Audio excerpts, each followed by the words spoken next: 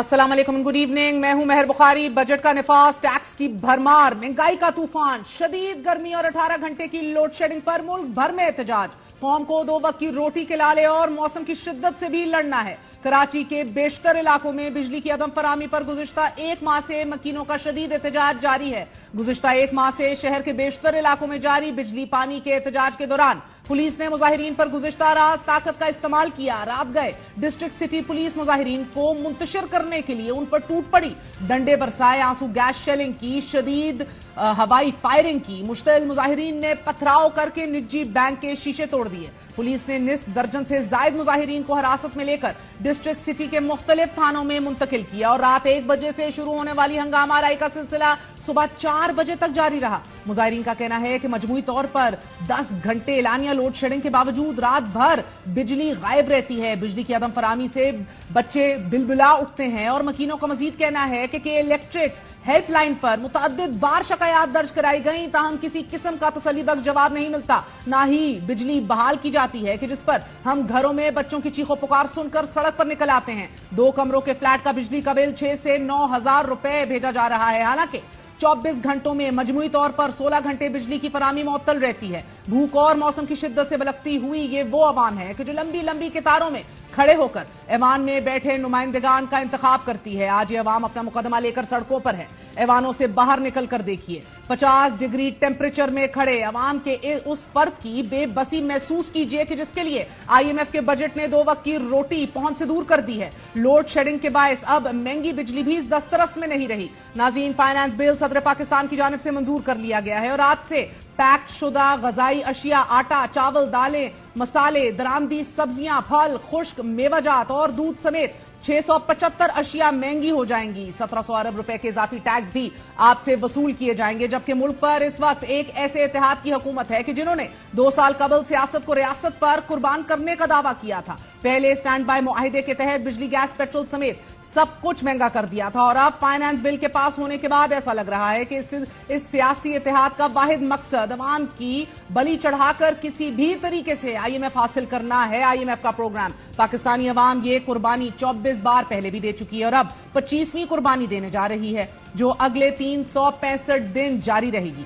Budget منظوری کے بعد امید کی جا رہی ہے کہ رواں ماہ کے دوران IMF سٹاف لیول معاہدہ ہو جائے گا، لیکن حیران کن بات یہ ہے کہ اتنا سخت بجٹ ہونے کے باوجود وزیر اطلاعات عطا تارڑ پوچھ رہے ہیں کہ آپ کو اعتراض کیا ہے۔ بالکل، یہ قوم کیسے اعتراض کر سکتی ہے یا یہ پوچھ بھی کیسے سکتی ہے کہ ہم ہر چیز پر ٹیکس دیں اور آپ پارلیمنٹ، وزیر اعظم ہاؤس، صدر ہاؤس کا بجٹ بڑھا دیے۔ یہ قوم تھوڑی اعتراض کر سکتی ہے کہ قومی اسمبلی کے لیے 46% اضافے کے ساتھ 7.3 خرب کیوں مانگے گئے ہیں؟ صدر ہاؤس کے لیے موجودہ رقم سے 62% اضافی رقم کیوں مانگی جا رہی ہے؟ قومی اسمبلی اور سینٹ کے عملے کو 3 اضافی تنخواہیں کیسے دی جا رہی ہیں؟ اسی حوالے سے بات کرنے کے لیے ہمارے ساتھ سابق وفاقی وزیر خزانہ اور نئی جماعت جس نے ری امیجننگ پاکستان کے کانسیپٹ سے جنم لیا ہے، عوام پاکستان کے سیکرٹری آرگنائزنگ کمیٹی مفتاح اسماعیل صاحب موجود ہیں۔ مفتاح صاحب، بہت بہت شکریہ ساتھ دینے کا۔ پہل تو فرما دیجئے کہ آپ لوگوں کی آج پہلی پریس کانفرنس ہوئی، بڑی تگڑی پریس کانفرنس ہوئی، گو کہ وزیر اطلاعات کہہ رہے ہیں کہ مسئلہ کس بات سے ان کو سمجھ نہیں آ رہی۔ آپ کے نمبرز کو بھی انہوں نے چیلنج کیا، 500 ارب کا آپ نے ذکر کیا MNAs MPAs کے لیے، MPAs کو بھی بقول آپ کے 1 ارب پر MPA مل رہا ہے پنجاب کے اندر۔ Has challenge your number sir, اور پھر انہوں نے آپ کو مزید چیلنج کیا ہے کہ آپ کے دور میں تو سب سے زیادہ مہنگائی ہوئی، which by the way وہ شہباز شریف tenure but نہیں، وہ 5 مہینے میں جب وزیر تھا اور جب چھوڑ کے گیا تو 17-18% لاسٹ جو ہائیسٹ نمبر تھا منتھلی، اور اس کے بعد جب ڈار صاحب آئے تو فروری، مارچ، اپریل میں 4 مہینوں میں ایوریج پہ 34% مہنگائی تھی، میکسیمم 35-37% تھی، اور 4 مہینے میں 30% سے زیادہ مہنگائی تھی، جو کہ پاکستان کی تاریخ کا ریکارڈ ہے۔ تو یہ مہنگائی کی بات تو ویری کلیئر ہے۔ 75 ارب روپیہ انہوں نے MNAs کے لیے مختص کیا ہے، اور تارڑ صاحب کو شاید پتہ نہیں ہے کہ ہر پنجاب کے MPA کو، حکومت کے MPA کو 1 ارب روپیہ دیا گیا ہے، اور یہ دیگر صوبوں میں بھی ہوتا ہے، KP کے اندر بھی ہوتا ہے، سندھ میں بھی ہوتا ہے، اور بلوچستان میں بھی ہوتا ہے۔ But sir all this was supposed to stop نا سر، یہ تو ریاست بچانے آئے تھے نا، سو میں یہ سمجھنے سے قاصر ہوں کون کس کو بچا رہا ہے، اپنی مرات اور ادھر افسر شاہی کو ہی بچایا جا رہا ہے؟ دیکھیے، جب آپ قوم سے یہ کہتے ہیں کہ اس وقت ہم کو سیکریفائس دینے کی ضرورت ہے، کمر کسنے کی ضرورت ہے، اور آپ تنخواہ دار طبقے سے میکسیمم 38.5% ٹیکس لیتے ہیں، انکم ٹیکس دینے پہ بھی سرچارج دے رہے ہیں، ٹیکس لے رہے ہیں، اور بزنس انڈیویجول سے آپ 39.5% لیتے ہیں, 49.5% لیتے ہیں, 49.5%. آپ اتنی سیکریفائز مانگ رہے ہیں جب وقت یہ آ گیا ہے کہ ہم کو بچوں کے دودھ پہ ٹیکس لگانا پڑ رہا ہے, آپ کو ہارٹ کے اسٹینٹس پہ ٹیکس لگانا پڑ رہا ہے, تو اس وقت کیا حکومت کو اپنے جاری اخراجات 24% سے بڑھانا چاہیے؟ وفاقی حکومت کو کیا ڈیولپمنٹ ایکسپینڈیچر 30% سے بڑھانے چاہیے تھے؟ کیا آپ کو پاکستان بھر کے اندر 30,000 ارب روپیہ سب حکومتوں نے خرچ کرنا ہے؟ 30,000 ارب روپیہ, 25% آف GDP. کیا ہم یہ افورڈ کر سکتے ہیں؟ اس میں سے ہم ہنستے کھیلتے 3,000 ارب روپیہ کاٹ سکتے ہیں, کوئی بڑی بات ہی نہیں ہے, 10%. تو آپ کو 1 پیسے کا ٹیکس نہیں بڑھانا پڑتا. لیکن آپ نے جو ہے وہ کوئی خرچہ خود کم نہیں کیا, کوئی کمر خود نہیں کسی, کوئی سیکریفائس خود نہیں دی.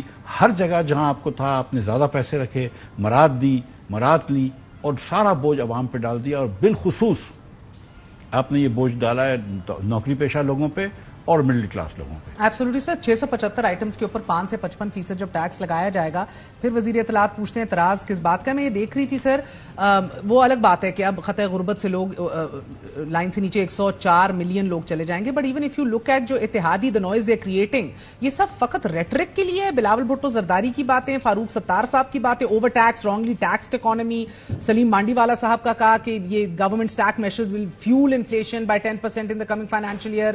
اور تو اور سر, نواز شریف صاحب کی باتیں بھی, میں یہ کہہ رہے ہیں کہ ایک بڑا بیوروکریٹک فٹ پرنٹ کا ایک امپریشن جا رہا ہے, ڈیسیجن میکنگ جو ہو رہی ہے ہماری پولیٹیکل کا نہیں جا رہا. یہ از ہی لیونگ آن انادر پلانٹ؟ ان کے بھائی اور ان کی جماعت برسر اقتدار ہے, کیا ان کی سنی نہیں جا رہی, یا is this just happening on to the masses political rhetoric? مجھے یہ نہیں پتا کہ میاں صاحب کی کتنی سنی جا رہی ہے نہیں, ناٹ پریوی ٹو دیٹ.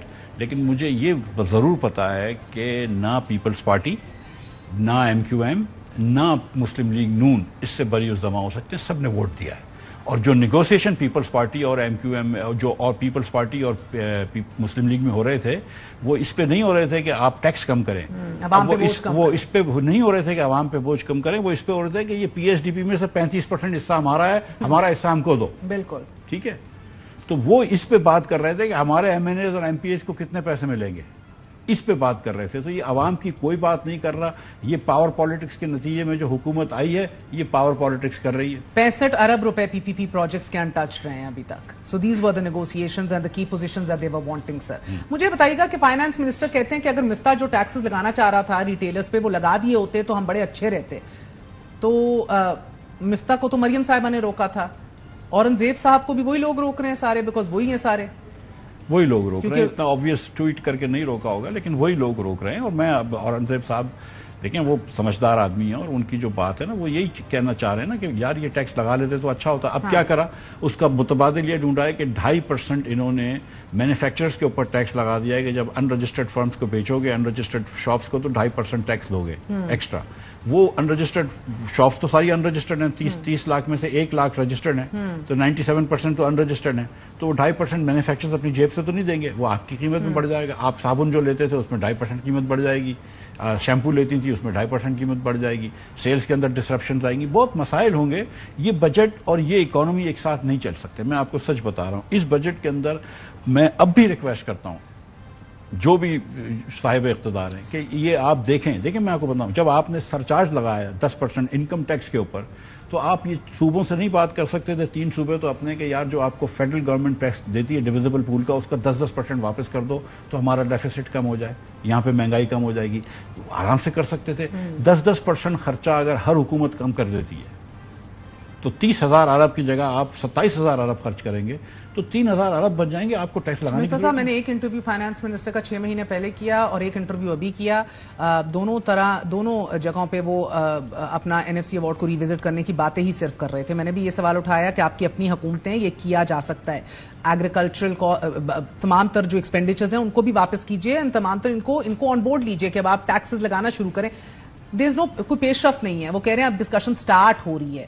ہم اتنے پانی میں ہیں کہ ابھی ڈسکشن سٹارٹ ہو رہی ہو, یا اب یہ تو حتمی فیصلے لے چکے ہونے چاہیے تھے؟ دیکھیے, جو اس پہ کوئی لمبا وہ کرنے کی ضرورت نہیں ہے. ان کو 3 مہینے پہلے یہ NFC بٹھا دینی چاہیے تھی. یہ 5 سال کی NFC ایوارڈ ہوتا ہے جو 14 سال سے چل رہا ہے. اب ملک جدھر کھڑا ہوا ہے, آپ نے بات کی ہے, یہ بڑا آسان ہوتا ہے, میں اور آپ یہ کہہ دیتے ہیں مہر کہ 10 کروڑ 40 لاکھ لوگ جو ہیں وہ خط غربت کے نیچے ہیں. اس بجٹ کے بعد 1.5 کروڑ لوگ اور خط غربت کے نیچے جائیں گے. جو افورڈ نہیں کر سکیں گے. تنخواہیں اس سپیڈ سے نہیں بڑھ رہی ہیں جس سپیڈ سے مہنگائی بڑھ رہی تھی. مجھے اللہ کا شکر ہے کہ مہنگائی کم ہو رہی ہے, لیکن آج بھی مہنگائی 12.5-13% ہے, اور اس سال ہم 15% ایکسپیکٹ کر رہے ہیں. اور آپ جو کہتے ہیں ملک نہیں چل سکتا اس بجٹ کے ساتھ, اس کا آپ کا مطلب کیا ہے؟ دیکھیے, میں آپ کو بتا رہا ہوں کہ یہ جو برآمدات برآمداتی کمپنیوں کے اوپر ٹیکس لگایا ہے, ٹھیک ہے, اس کو ایکسپورٹ اسٹینڈ اسٹل پہ آ جائے گا, اس کو لے کے آ جائیں آپ ٹیکس نیٹ میں, وہ ٹھیک ہے, لیکن آپ نے ان کے اوپر 10% سے اوپر ٹیکس لگایا ہے, 10 کروڑ روپے سے زائد آمدن کے اوپر. آپ چاہتے ہیں نا کہ زیادہ لوگ ایکسپورٹ کریں, تو زیادہ لوگ ایکسپورٹ کریں گے, جو کمپنی زیادہ ایکسپورٹ کرے گی, آپ جو سکسیسفل کمپنی کے اوپر 10% اور ٹیکس لگا رہے ہیں, وہ تو 2% آپ ان کا منہا کر رہے ہیں. وہ تو آپ now you have made export companies worse off than جو ڈومیسٹک کو بیچتے ہیں. یہ منطق نہیں ہے. نہیں تو جب آپ کہتے ہیں نہیں چل سکتا یہ بجٹ اور یہ ملک ساتھ ساتھ, اس کا مطلب کیا, سیاسی مطلب کیا ہے؟ سیاسی مطلب نہیں ہے, میں تو ملک کی معیشت بول رہا ہوں کہ معیشت جو ہے وہ اور سکڑ جائے گی, اسٹینڈ اسٹل پہ آ جائے گی, رائٹس ہوں گے, احتجاج ہوں گے. مجھے نہیں, دیکھیں میرے پاس sir now you have a political party, you need to give me the political dimension of this. میں بالکل نہیں چاہتا کہ میرے ملک میں رائٹس ہوں, اللہ نہ کرے, کوئی بھی نہیں چاہتا سر, میں بالکل نہیں چاہتا, لیکن میں یہ سمجھتا ہوں کہ میرے ملک کا عوام اگر غریب ہو رہا ہے تو حکومت کو نمبر 1 ترجیح پہ یہ سوچنا چاہیے کہ یار کیا کرنا چاہیے کہ ہم غریب کو ریلیف دیں, اور یہ نہیں کہ شو آف ریلیف دیں. ہم کم از کم دیکھیں, میں آپ کو بتاؤں کہ 75,000 تنخواہ دار کے اوپر آپ کا ٹیکس ڈبل کر دیا. یہ بے حسی نہیں ہے. 1 لاکھ روپے کی تنخواہ والے کو اپنا ٹیکس ڈبل کر دیا. 5 لاکھ روپے جس کی تنخواہ ہے نا, وہ 91,250 روپے ٹیکس دیتے تھے پہلے ماہانہ. اب ان کا آپ نے ٹیکس بڑھا کر دیا 1,13,750, 22,500 روپے اس کا. چوری ہوئے گی اور بھاگیں گے, کیش میں لیں گے, ایکسپورٹر پیسے لے کر نہیں آئیں گے, یہاں پہ لوگ کیش پیسے لیں گے. اللہ نہ کرے کہ کارخانے بند ہو, اللہ نہ کرے کہ نوکریاں جائیں, لیکن حکومت کچھ تو کرے نا. دیکھیں آپ جب 49% ٹیکس لے رہے ہیں بزنس انڈیویجول سے, تو اسکینڈینیویا میں لیا جاتا ہے, دیا جو بہت کچھ جاتا ہے, کریڈل ٹو گریو سروس ہے. آپ 30,000 ارب میں آپ کو 1-2 ایگزامپل دے دوں, 30,000 ارب میں آپ 500 ارب روپیہ بس پہ پیسے واپس کرتے ہیں, ویری ہیپی اباؤٹ دیٹ. لیکن وہ 500 ارب روپے, 29,500 ارب روپیہ آپ اپنے اوپر خرچ کرتے ہیں. آپ یہ بات کر رہے ہیں کہ ہم لوگوں کو مراد دے رہے ہیں. فاٹا کے اندر یہ 5 سال کے بعد 6 اور یہ 7واں سال ہے. آپ نے فاٹا میں کس کو مراد دی ہے؟ آپ نے گھی کی فیکٹریوں کو مراد دی ہے, آپ نے اسٹیل کی فیکٹریوں کو مراد دی ہے, جو فاٹا میں بنا کے پورے پاکستان میں بیچیں گے. آج آپ کو لاہور میں بھی وہ اسٹیل ملے گا, آپ کو کراچی میں وہ گھی ملے گا جو فاٹا سے بنا ہوا ہے سپوزٹلی. اور کیا فاٹا کے اندر گھی سستا مل رہا ہے؟ نہیں. کیا فاٹا میں سریا سستا مل رہا ہے؟ نہیں. آپ کو ان کے اوپر ٹیکس لگائیں تاکہ اور آپ فاٹا کے اوپر یہ پیسے خرچ کر دیں. بالکل وہ غریب عوام کو ہیلپ کریں, لیکن آپ مگر nothing is trickling down to the common man. Sir آپ ریئل اسٹیٹ, ایگریکلچر اور ریٹیلرز کے اوپر مزید ٹیکس ایکسپیکٹ کر رہے تھے, ان کو ٹیکس دلانے کے لیے. دیکھیں ایگریکلچر کے اوپر اور پراپرٹی کے اوپر ٹیکس صوبوں کو لینا ہوتا ہے. بالکل. جب آپ صوبوں کو اتنے وافر پیسے دیتے ہیں کہ وہ بانٹ رہے ہیں پیسے, تو آپ کو وہ ٹیکس نہیں لگا رہے. اس کے 2 طریقے تھے. آپ یہ کہتے تھے کہ یار تم تو یہ ٹیکس نہیں لے رہے. پورے پاکستان میں پچھلے سال یعنی کہ 22-23 کے سال میں ہم نے 8 ارب روپیہ جمع کیا ہے پراپرٹی میں. اس سال بمبئی نے 150 ارب روپیہ جمع کیا ہے. تو آپ وہ ٹیکس لے لیتے. 8 ارب تو کوئی بڑی بات نہیں تھی. آپ نمبر جمع کر لیتے. FBR کے پاس وہ ڈیٹا بھی آ جاتا ہے, تو پراپرٹی کو انکم کے ساتھ تھوڑا سا ہم اس کو وہ بھی دیکھ لیتے. اسی طرح آپ ایگریکلچر ٹیکس لے لیتے تاکہ انکم یونیفائڈ ہو جاتی. یہ آپ نے نہیں کیا, جو صوبوں کو پیسہ فائدہ بھی نہیں ہو رہا. صوبے کیوں نہیں دے رہے آپ کو یہ؟ کیونکہ وہ ان لوگوں کو بچانا چاہتے ہیں جو اسمبلی میں بیٹھے ہیں, صوبے کی اور پنجاب وفاق کی, جو بڑے بڑے ذمہ دار اور بڑے بڑے وہ بیٹھے ہیں. مجھے یہ بتائیے کہ کون سا انصاف ہے دنیا میں کہ 2 لاکھ روپے کی تنخواہ دار کے اوپر تو آپ ٹیکس لے رہے ہیں, 50,000 کے اوپر تنخواہ کے اوپر آپ ٹیکس لے رہے ہیں, لیکن کسی کی 1000 ایکڑ کی زرعی اراضی ہو اور اس پہ ٹیکس نہیں لے رہے. سر اس سے بڑھ کے اس میں بیشتر لوگ ایسے ہیں کہ جو یہ نئے سلیبس کے اندر آپ کے اپنے پرانے کولیگز ہیں جو ایوان کے اندر بیٹھے ہوئے ہیں سر, مگر ان کے ریکارڈز کھولیں تو کسی نے 1.5 لاکھ, کسی نے 2 لاکھ, کسی نے 40,000, کسی نے 30,000 ٹیکس دیا. When I ask you this because you're one of the bigger tax paying political personalities of this country. So نہ یہ لوگ پبلک کرتے ہیں, وہ بھی کابینہ کی منظوری سے انہیں اپنے tax returns. Do you think کہ they should lead by example? کریں پبلک, دیں اپنے زیادہ. پبلک تو ہوتا ہے نا. میں آپ سے یہی پوچھ رہا ہوں نا کہ لوگ جو بڑے بڑے مکانوں میں رہتے ہیں ٹیکس نہیں دیتے, تو مجھے سمجھ میں نہیں آتا کہ ان کے گھر کا بجلی کا بل کیسے دیا جاتا ہے. تبھی تو شاہد صاحب اور میں کہتے ہیں کہ نیب نہیں ہونی چاہیے, انکم ٹیکس سے پکڑنا چاہیے کہ بھائی تمہارے گھر کا بجلی کا بل.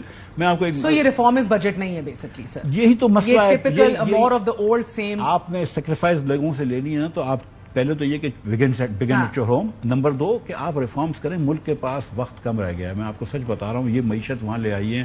ہندوستان ہم سے آگے نکل گیا. یہ 1990 میں ہم سب سے امیر ہوتے تھے, 90 کی دہائی میں. ہندوستان ہم سے آگے نکل گیا, بنگلہ دیش ہم سے آگے نکل گیا, سری لنکا ہم سے آگے نکل گیا, نیپال کے ہر ہیومن ڈیولپمنٹ انڈیکس ہم سے آگے, اور 2-4 سال میں وہ آگے نکل جائے گا. مالڈیو ہم سے آگے ہے. افغانستان کے علاوہ اس خطے میں سارک میں کوئی ملک ایسا نہیں ہے جو ہم سے پیچھے ہے. یہ شرم کی بات ہے ہمارے لیے, نمبر 1. اور نمبر 2 یہ وقت اٹھ جانے کا ہے کہ بھائی خدا کا واسطہ ہے, اپنی نیند سے اٹھو اور ذرا سا دیکھو کہ اس ملک کو ریفارم کرنا. آخری سوال آپ سے پوچھوں گی سر, یہ کہتے ہیں ہم ریاست بچانے آئے ہیں, ہم سخت فیصلے کرنے آئے ہیں, پولیٹیکل سرمایہ کیپٹل ہمارا ضائع ہو گیا, ہم پھر بھی کھڑے ہوئے ہیں, ملک کو بچا رہے ہیں, IMF ڈکٹیٹڈ یہ بجٹ ہے. تو جو اصل اگر یہ سارا کچھ کر ہی رہے ہیں, پاپولیرٹی بھی آل ٹائم لو کے اوپر ہے, تو یہ فیصلے کر ہی کیوں نہیں گزرتے؟ مسئلہ کیا ہے؟ اپنے پیٹ اور اپنے مفادات اور اپنے دوستوں کے مفادات کا مسئلہ ہے, یا مجھے یہی سمجھ میں نہیں آ رہی بات کہ جب مجھے نکال کے ڈار صاحب کو لائے تھے تو یہ تھا نا کہ ریفارمز نہیں کریں گے, ہم مشکل فیصلے نہیں لیں گے, رائٹ؟ تو مشکل فیصلے نہیں لیے, نتیجہ کیا ہوا؟ آپ تو نہیں جیتے الیکشنز, ٹھیک ہے, جو بھی ابھی پاپولیرٹی اور لو ہے تو آپ کر لو, نتھنگ ایلس ٹو لوز. آپ مطلب the thing is کہ نہیں, دیکھیں ایک بات ہے کہ your loyalty should always be to your country before your political party. آپ کی لائلٹی آپ کے ملک سے ہونی چاہیے جس ملک نے آپ کو عزت دی ہے. اگر آپ کی لائلٹی آپ کے ملک سے ہے تو آپ کو ملک جب تھوڑا بہت سیاست کرتا ہے آدمی, لیکن جب ملک اتنے خطرے میں آ گیا ملک کی معیشت کہ آپ کو ہر سال IMF سے جانا پڑ رہا ہے, دنیا سے بھیک مانگنی پڑ رہی ہے, تو خدا را پھر اپنے ایگریکلچر والوں کو بولو ٹیکس دے دیں, اپنے ریٹیلرز کو بولو ٹیکس دے دیں, اور پھر آپ ٹیکس تو ضرورت پڑ ہی رہی ہے آپ کو, تو آپ تنخواہ دار طبقے سے لے رہے ہیں. نہ کرو 30,000 ارب روپیہ خرچہ, نہ بڑھاؤ حکومت کا خرچہ 25% سے. کیا ضرورت تھی 25% خرچہ بڑھانے کی؟ مجھے بتائیے. نوکری کی آپ نے تنخواہیں بڑھائیں, ٹھیک ہے, پچھلے سال انفلیشن زیادہ تھا, آپ نے تنخواہ بڑھا دی. اگلا جو خرچہ آدھے سے زیادہ جو حکومت کے چلانے کا خرچہ ہے وہ تو اگلے سال میں ہوگا نا. ادھر تو آپ کہہ رہے ہیں کہ انفلیشن 13.5% ہوگا, میں کہتا ہوں 15 ہوگا. آپ نے 24% بڑھا دی, تو 9% ریئل ٹرم میں آپ نے کیسے بڑھا دیا؟ اور سر یہ سویلینز اور آرم فورسز کے جو افسران ہیں, حاضر سروس اور ریٹائرڈ, ان کو آن دا سیل آف پراپرٹی جو استثنا مل گئی ہے, اس کی کیا لاجک ہے؟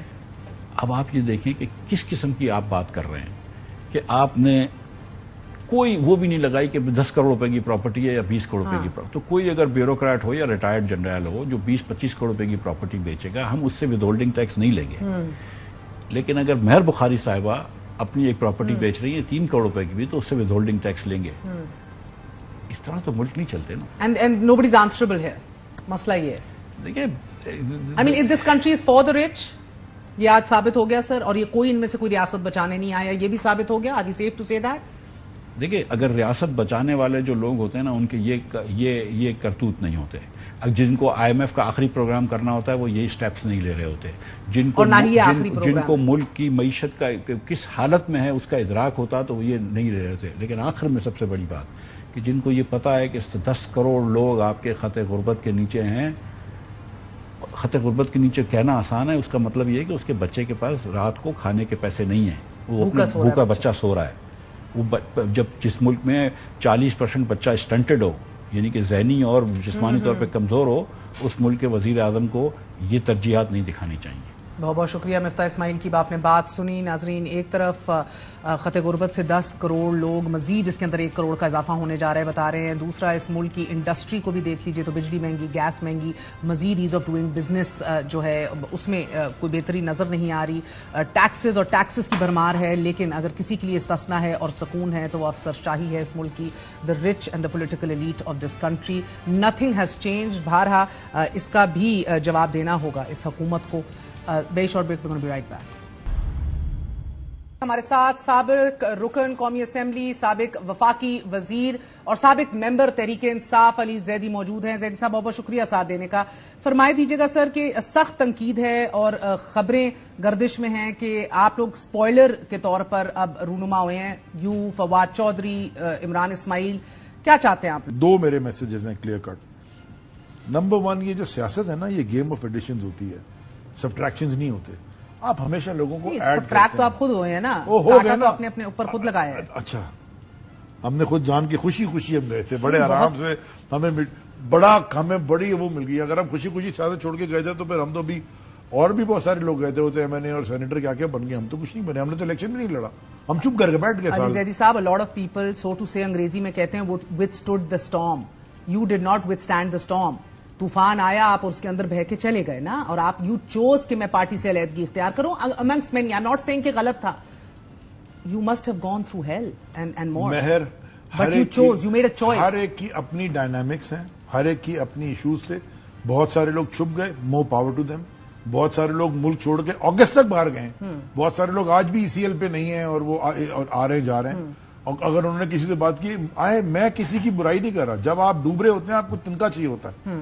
اوکے, تو جو جس پوزیشن میں تھا, ہر ایک کی اپنی ڈائنامکس ہے. Okay, more power, I mean great respect for Yasmin Rashid and all the others. Mahmood ur Rasheed, Ejaz Chaudhry sahib, Umar Cheema, وہ صنم جاوید, تمام تر Aliya Hamza, great high respect. وہ آپ سے مضبوط نکلی. میں کہہ رہا ہوں مجھ سے زیادہ مضبوط ہیں, دے آر بیٹر دین می. بس ختم. وہ کہتے ہیں دیز آر دا ریٹس, رؤف حسن کہہ رہے ہیں. دیکھیں, اب وہ بلوں سے نکل رہے ہیں, کسی منصوبے کے تحت نکل رہے ہیں. میری بات سنیں, یہ جتنے بھی باتیں کر رہے ہیں ریٹس اور cat and mouse whatever, میری ان سب کے ساتھ بڑی پرانی ریلیشن شپس ہیں, اور میں کسی کا نام لے کے میں کسی کے اوپر تنقید نہیں کرتا. جس کو جو سوشل میڈیا پہ ٹی وی جو بولنا ہے بولتے رہیں. I'm not interested in what they are seeing. میں کروں گا خان صاحب سے بات جب وہ باہر نکلیں گے. اس سے پہلے نہ میں سیاست میں آؤں گا, نہ میرے پاس ہو سکتا ہے کل میری ڈیل ہو جائے $15 ملین آ جائیں. میں پرسوں بھی پالیٹکس میں نہیں آ رہا. اوکے, میں نے خان صاحب سے بات کرنی ہے, اس کے بعد آئی ول ٹیک مائی اون ڈیسیژن. مگر یہ اس کی کیا منطق ہے کہ آپ کو اور فواد چودھری کو انہوں نے کہہ دیا کہ اگر پریشر آ رہا ہے تو چھوڑ دو, گھر بیٹھ جاؤ. یہ باقی جو بلک رہے ہیں, سڑ رہے ہیں, گل رہے ہیں بیٹھ میں, کینسر پیشنٹس ہیں, ان کو نہیں ہے دعوت, ان کو یہ آفر نہیں دی. بہت سارے لوگوں کو تو آفر نہیں ملی نا. آج صرف کہ لاہور کے علاوہ کون سی لیڈرشپ جیل میں, کون سی آفر نہیں ملی بہت سے نہیں, یاسمین راشد, لاہور کے علاوہ کون جیل میں ہے؟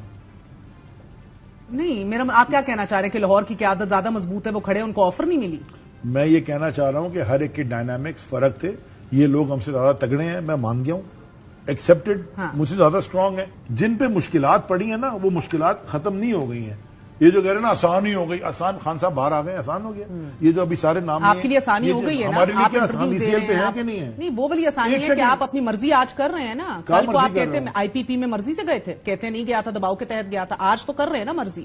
قدرے آسانی تو ہے نا. میری بات سنیے, ہمارے پہ ابھی بھی ATC کی مقدمے ہیں. آئی نو, ہم ابھی میں لاہور مقدموں کو, لاہور ابھی بھی گیا ہوں, پیسے خرچ کرنے کی آزادی ہے. وہ پہلے بھی تھی, بس دل نہیں تھا, ڈپریشن تھا.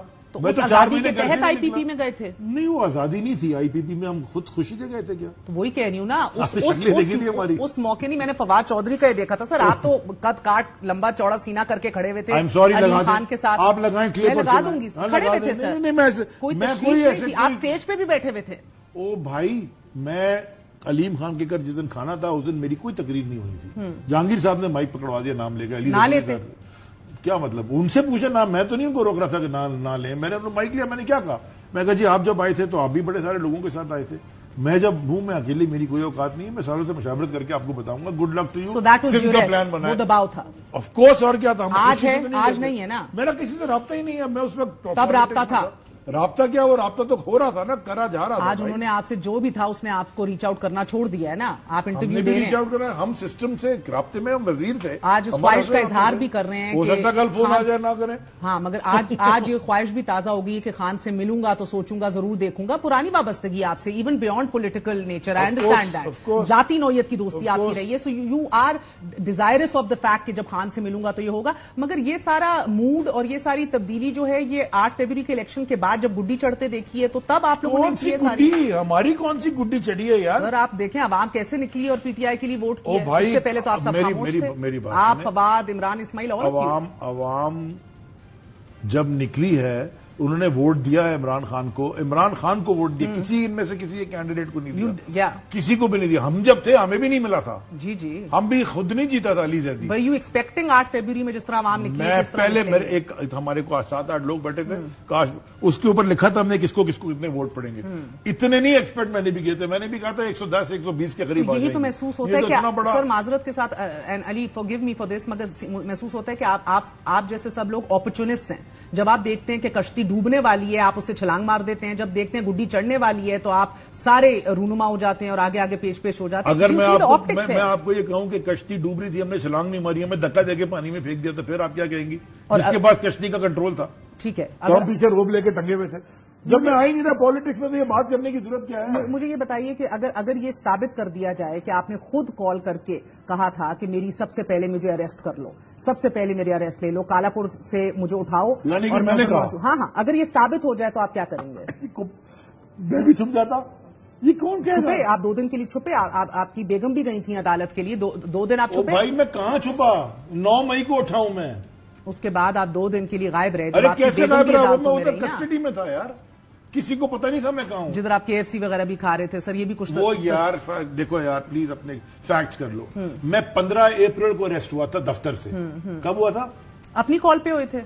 میں دفتر سے دھکا دے کے لے گئے تھے, میں اپنی کال پہ. میں اسی لیے کہہ رہی ہوں سر, اگر یہ ثابت ہو جائے کرتے ثابت چلیں. کیا کریں گے آپ؟ یار میں کیا بات کر رہا ہوں سر, اگر میرے بابسوس ذرائع کے تحت اگر ایک بات کہی, ایک DIG کو کال کی, ادھر سے آگے زیادہ با اثر لوگوں تک بھی کال گئی. First, you wanted to be arrested. Is that true or you deny this? It is the biggest rubbish that I've ever heard in my entire life. But have you heard this before? No, this is the first time I'm hearing it from you. And I'm quite sad that you are saying it. Why, sir? Because this is absolute nonsense, yaar. یہ کوئی بات کرنے کی ہے کہ میں phone ہاں جی مجھے اریسٹ کر لیں. میں پاگل ہوں 9 مئی کو میں بولوں مجھے اریسٹ کر لیں. KFC میں نے بالکل 15 اپریل کو مجھے لے کے گئے تھے تھانے میں, گڈاب تھانے میں. انہوں نے کھانا پہنچایا KFC, تو میں کیا کروں, بولا نہیں کھاؤ, رمضان تھا بھائی, روزہ تھا میرا, تو کیا کھاؤں گا. کمال بات کر رہے ہیں. So you did not. ٹھیک ہے. 15 تاریخ کو لے گئے. اور اگر میں اس لیے کہتی ہوں ثابت کر جیسے because some of these evidences are out there.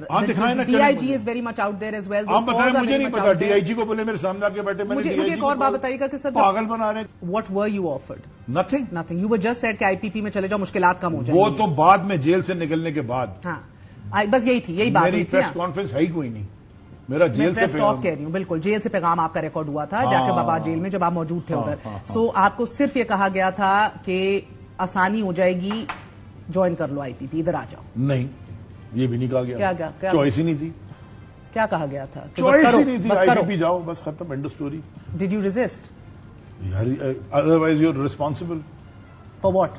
For the consequences. کیا کانسیکوینسز؟ وہ یہ تو ہمیں چھوڑے نا یار, وہ میں کسی کو نہیں بتاؤں. No but I just want to know کس جو مجھے جیل میں کہا گیا میں کسی کو نہیں بتاؤں گا. وہ پرسیپشن یا پرسیو تھریٹ تھا یا ریالٹی تھی, مجھے نہیں پتا. جو بھی مجھے کہا گیا تھا, اگر وہ ریالٹی ہو جاتی تو میں شاید خودکشی کر لیتا یا کسی کا مرڈر کر دیتا. تو نہ میں نے کہا اس سے کوئی فائدہ نہیں. کرے, میں آپ کو بتا رہا ہوں کہ میں اکیلا رہ گیا تھا جیل میں. کوئی اس ازمائش سے نہ گزرے. بس was your family threatened? Next question میں چھوڑ دو نا, میں اس پہ بات ہی نہیں کرنا چاہتا ہوں. I don't want to talk about. اب وہ تھریٹ جو بھی تھی, جو آپ نہیں بتانا چاہ رہے, جو آپ بتانا نہیں چاہ رہے, وہ نیوٹرلائز ہو گئی ہے threat. You do not feel in danger any more. سب جگہ سے ٹیمپریچر کم ہوئے, میں تو چاہ رہا ہوں اور کم ہو جائے.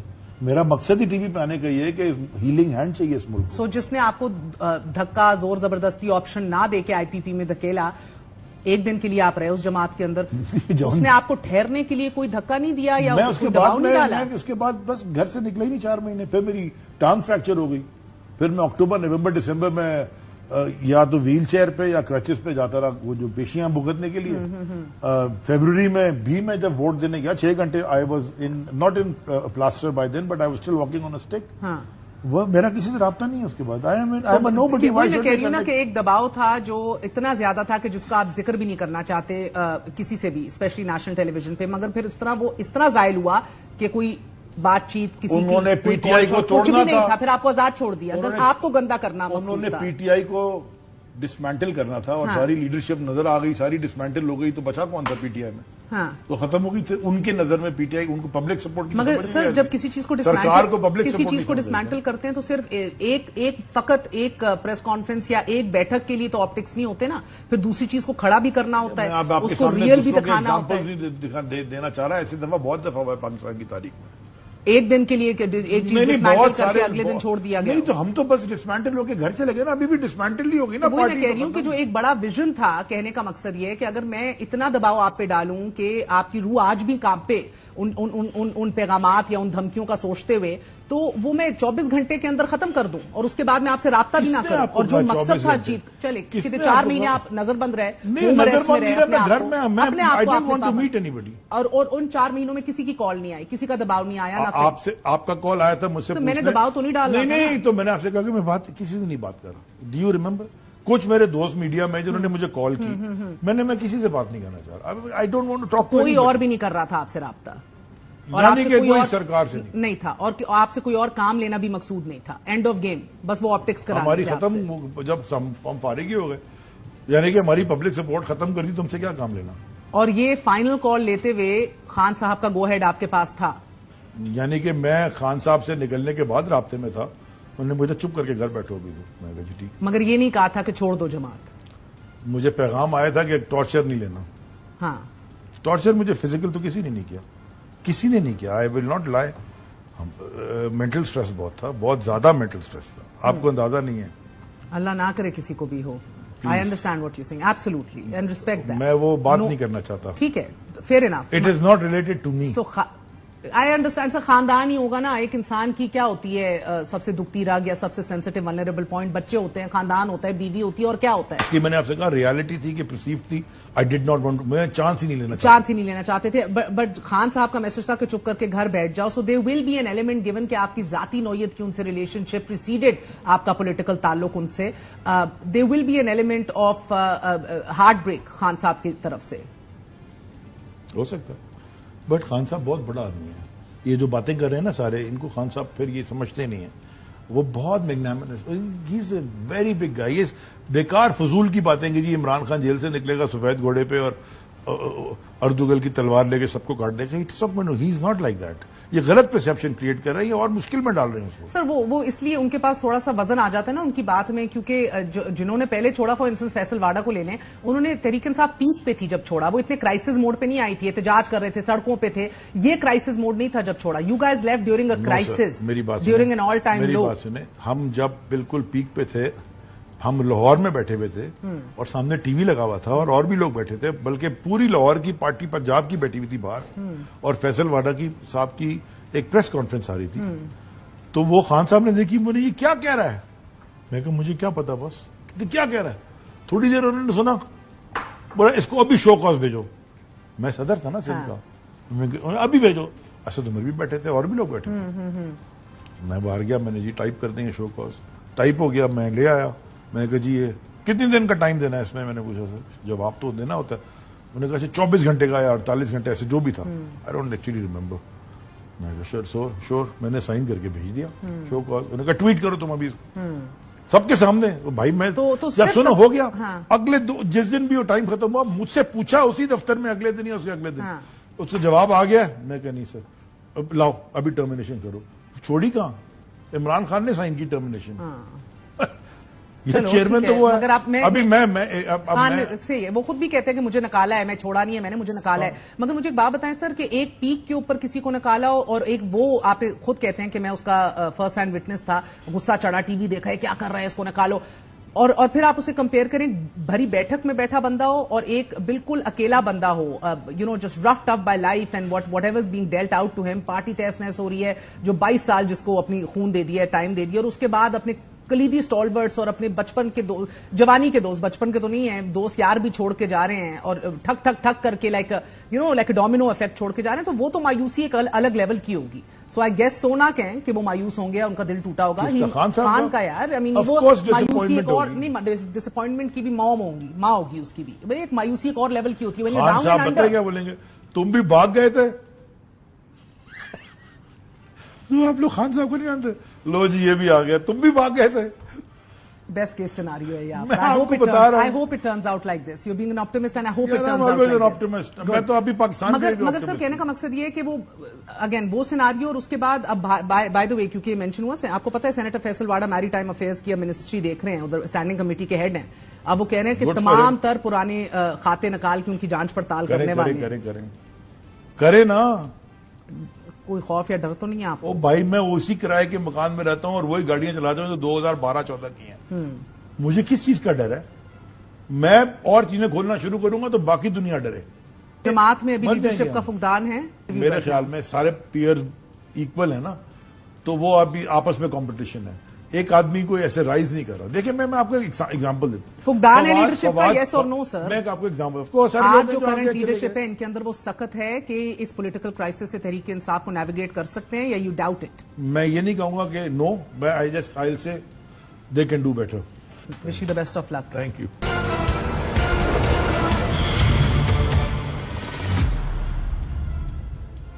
الیکشن کمیشن کی غیر جانبداری پر سوال، دوسری جماعت میں شمولیت خودکشی، تحریک انصاف کے بطور جماعت سیاسی وجود پر تبصرہ، ڈکٹیٹرز کے دور اور جمہوریت سے جڑے خدشات پر کھل کر ریمارکس، مخصوص نشستوں کا براہ راست نشر ہونے والا مقدمہ اپنے اختتام کو پہنچ رہا ہے، اگلے 48 گھنٹوں میں فیصلہ متوقع ہے۔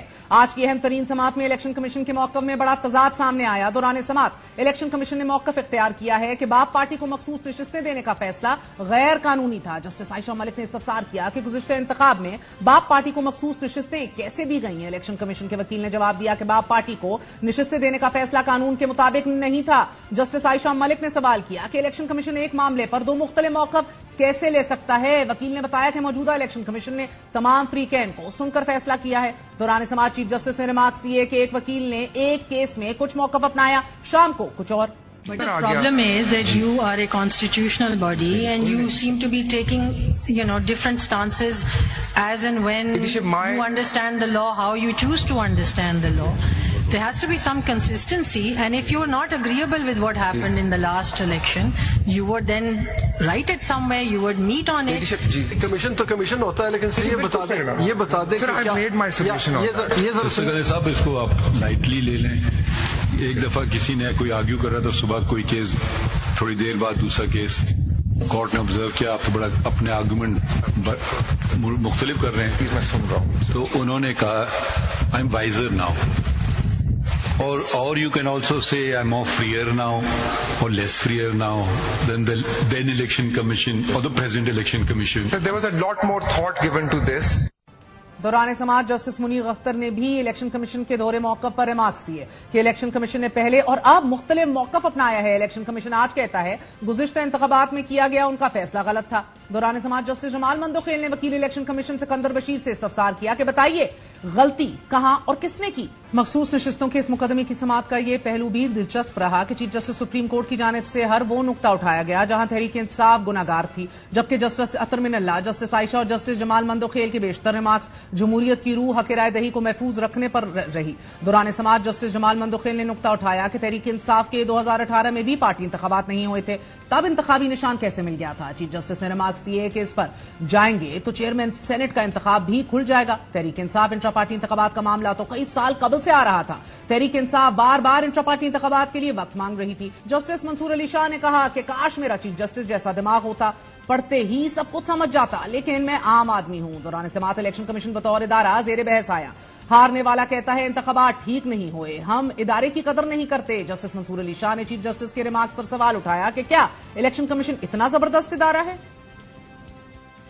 الیکشن کمیشن آف پاکستان حقیر ادارہ نہیں ہے، نہ ماتحت ادارہ ہے آپ کے، نہ سپریم کورٹ کے۔ یہ کوئی بات ہی نہیں کر رہا ہے۔ یہ تو دکھانا ہوگا کہ اس نے یہ غیر آئینی چیز کی ہے، تب میں اپنے اختیار استعمال کروں گا اس کے خلاف۔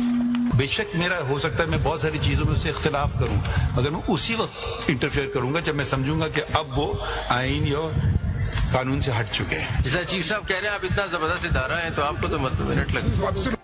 چیف جسٹس قاضی فائز عیسیٰ نے ریمارکس دیے کہ ثابت کیجیے الیکشن کمیشن نے غیر آئینی اقدام کیا، ہم اڑا دیں گے۔ یہ دیکھنا ہوگا الیکشن کمیشن نے غیر آئینی کام کیا ہے، پھر ہم اس میں مداخلت کریں۔ جسٹس منصور علی شاہ نے ریمارکس دیے کہ عدالت چاہتی ہے جس سیاسی جماعت کا جو حق ہے اسے ملے، کسی کو کم زیادہ سیٹیں نہ چلی جائیں۔ چیف جسٹس نے دریافت کیا کہ حق کیا ہے، سپریم کورٹ نے آئین کو دیکھنا ہے۔ دلچسپ بات یہ ہے کہ 2 دن قبل اسی کیس میں جسٹس اطہر من اللہ نے 4 صفحات پر مشتمل انتہائی اہم اضافی نوٹ جاری کیا ہے، جو آج چیف جسٹس قاضی فائز عیسیٰ کے الیکشن کمیشن کے غیر آئینی اقدام کو ثابت کرنے کے ریمارکس کی مکمل نفی ہے۔ جسٹس اطہر من اللہ نے اپنے نوٹ میں تحریر کیا کہ الیکشن کمیشن کے فیصلے سے ووٹرز کو بنیادی حق سے محروم کیا گیا۔ جسٹس اطہر من اللہ نے اپنے اضافی نوٹ میں لکھا ہے کہ عدالتی فیصلے کی غلط تشریح سے بڑی سیاسی جماعت کو انتخابی عمل سے نکال دیا گیا۔ سپریم کورٹ کا فیصلہ کسی جماعت کو نااہل قرار دینے کے لیے نہیں تھا، الیکشن کمیشن کے فیصلے سے ووٹرز کو بنیادی حق سے محروم کیا گیا۔ الیکشن کمیشن نے تسلیم کیا کہ ایک بڑی جماعت کو سپریم کورٹ کے فیصلے کی روشنی میں نااہل قرار دے دیا گیا۔ وکیل الیکشن کمیشن نے تحریک انصاف امیدواروں کو آزاد حیثیت دینے کا فیصلہ آروز پر ڈالنے کی کوشش کی۔ وکیل کے دلائل نے انتخابی عمل اور الیکشن کمیشن کے کردار پر سنجیدہ سوالات اٹھا دیے ہیں۔ اضافی نوٹ میں کہا گیا ہے کہ الیکشن کمیشن نے مطمئن کرنا ہے کہ سیاسی جماعت کس جواز پر انتخابی عمل سے باہر ہوئی۔ الیکشن کمیشن مطمئن کرنے میں ناکام رہا تو اس کی آئینی ذمہ داری پر سنجیدہ سوالات اٹھیں گے۔ اطہر من اللہ صاحب نے مزید لکھا کہ مخصوص نشستوں کا کیس صرف نشستوں کا نہیں، یہ اصل سٹیک ہولڈرز یعنی کہ ووٹرز کے بنیادی آئینی حقوق کا کیس ہے۔ जस्टिस अतर मिनल्ला का कहना था कि इलेक्शन कमीशन मुतमईन करे कि आम इंतखाबात में सबको यकसा मौके देकर अपनी आईनी जिम्मेदारी पूरी की। मखसूस नशिस्तों के केस का फैसला अकेले में महज तकनीकी नुक्ते निकाल कर नहीं किया जा सकता। मखसूस नशिस्तों का फैसला 8 फरवरी के इंतखाबात के तनाजुर में किया जा सकता है। जस्टिस अतर मिनल्ला ने मजीद हुक्म दिया कि इलेक्शन कमीशन तहरीरी बयान दे कि क्या तहरीक इंसाफ को इंतखाबी अमल से बाहर रखना कानूनी अमल था। इलेक्शन कमीशन के फैसले के रिकॉर्ड पर मौजूद हैं और वाज़ेह हैं कि सुप्रीम कोर्ट के जज ने इजाफी नोट में कहा कि बादियुल नजर में सूरत हाल गैर मामूली थी। नाअहल होने वाली सियासी जमात के उम्मीदवार अपनी हैसियत रखना चाहते थे। जस्टिस अतर मिनल्ला का कहना है कि इलेक्शन कमीशन की गलत तशरीह का असर सियासी जमात, वोटर्स और मखसूस नशिस्तों से महरूम रखने पर पड़ा। गवर्नेंस, पॉलिसियां, कानून साजी और अवाम का एतमाद का इन्हिसार इंतखाबी अमल पर होता है। नाज़रीन, आज की समाअत में बादशाह सुप्रीम कोर्ट ने इलेक्शन कमीशन से 2018 और 2024 में रिजर्व सीट अलॉट करने का फॉर्मूला और दस्तावेजात कल तलब करते हुए समाअत कल तक के लिए मुलतवी कर दी है। अहम तरीन समाअत में तहरीक इंसाफ जिस जमात के साथ हाथ मिला के तहरीक आगे बढ़ाना चाहती है, आज उसी जमात JUI-FE ने तहरीक इंसाफ की रिजर्व सीट्स अपने पास रखने के लिए इलेक्शन कमीशन ऑफ पाकिस्तान के दलाइल को सपोर्ट किया है और तहरीक इंसाफ के अगेंस्ट गए हैं। एक ऐसी सूरत हाल है, गंभीर सूरत हाल है। एक तरफ रिजर्व सीट्स का मामला है, दूसरी तरफ तहरीक इंसाफ करारदादों पे करारदादे कोर कमेटी के थ्रू पास करा रही है। अंदरूनी बहरान है जो थमने का नाम नहीं ले रहा। आज के लिए इजाजत दीजिए।